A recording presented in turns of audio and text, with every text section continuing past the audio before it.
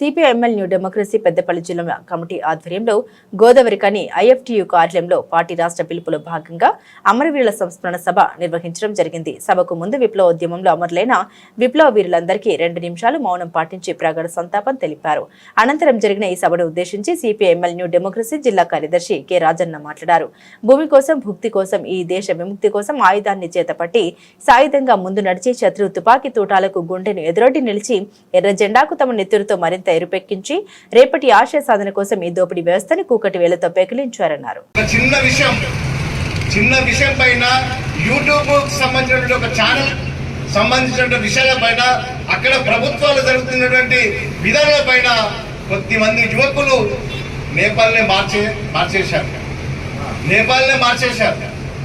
నేపాల్ ఒక ప్రభుత్వాన్ని కూల్చేయబడ్డారు. మీరు చూస్తే టీవీలలో అక్కడ మంత్రులను ఉరికించుకొట్టారు. అంటే ఎంత చైతన్యం మనం ఆలోచించాలి. అదే చైతన్యంతో ఇప్పుడు ఏమైంది అక్కడ నేపాల్లో ఏమైందంటే అందరికి బుద్ధి వచ్చింది. విడిపోయిన కమ్యూనిస్టులు అందరూ నిన్నగాక మొన్న ఒక వేదిక పైన వచ్చారు. విడిపోయిన మొత్తం నేపాల్లో ఉన్నటువంటి మొత్తం కమ్యూనిస్ట్ పార్టీలు అందరూ ఒక వేదిక పైన వచ్చారు. ఒక వేదిక పైన వచ్చి ఒకటే ఒక పార్టీ అవతరించింది. మనం చూసాం, నిన్న మన పేపర్లు మీరు చూశారు. అట్లా భారతదేశంలో కూడా విప్లవకారులందరూ ఒక వేదిక రావాల్సినటువంటి అవసరం ఉంది. అప్పుడు మాత్రమే ఈ దేశంలో నిజమైనటువంటి విప్లవాన్ని సాధించడానికి అవసరం ఉంది. ఇప్పుడు జరుగుతున్నటువంటి నరేంద్ర మోడీ యొక్క ఫ్యాసిజం, హిందూ ఫ్యాషన్కి వ్యతిరేకంగా మన బలమైనటువంటి విప్లవోద్యమాన్ని నిర్మించడానికి ఒక అవకాశం ఉంది. కనుక ఇప్పటికైనా భారతదేశంలో విప్లవకారులు ఒక వేదిక పైన వస్తారన్నటువంటి ఆశాభావంతో మనందరం ఉండవలసినటువంటి అవసరం ఉందని చెప్పి మనం కోరుకోవాలి. కనుక మనం కూడా ఈ విప్లవోద్యమాన్ని నిర్మాణంలో మనం కూడా ఎట్లా భాగస్వామ్యం కావాలి, ఈ ఉద్యమాల్లో మనం ఎట్లా ముందుకు పోవాలన్నటువంటి విషయాన్ని మనం ఆలోచించుకోవాలి.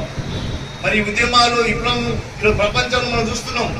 ప్రపంచంలో ఈరోజు అనేక దేశాల్లో కూడా మన జాతి ఉద్యమాలు కూడా అణిచేయబడుతున్నాయి. ఈరోజు మనం నిత్యం చూస్తున్నప్పుడు గాజాలో భయంకరమైనటువంటి పరిస్థితి మనం ఎదుర్కొంటూ చూస్తున్నాం.